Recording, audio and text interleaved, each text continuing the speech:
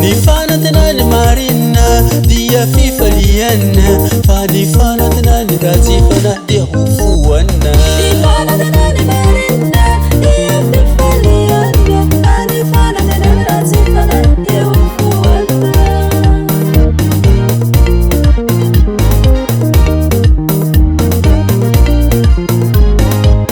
Ni Fanantenana marina dia fifaliana fa ni Fanantenana razifana dia hufuana. Ni Fanantenana marina dia fifaliana fa ni Fanantenana razifana dia hufuana. Ni Fanantenana marina dia fifaliana fa ni Fanantenana razifana kosa dia hufuana. Kasamia miala amin'ny ara-tsy-hampanahy.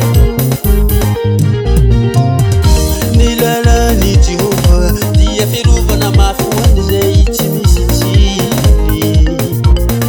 Fa fananganana kosa ho an'ny mpanao ratsy.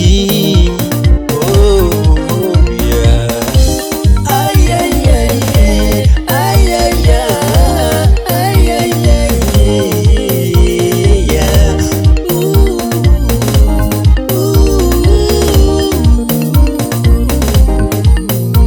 Yeah.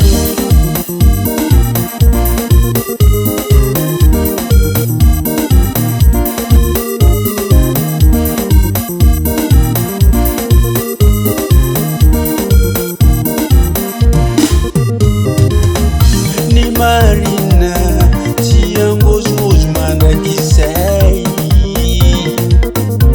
fa ny ratsy fanahy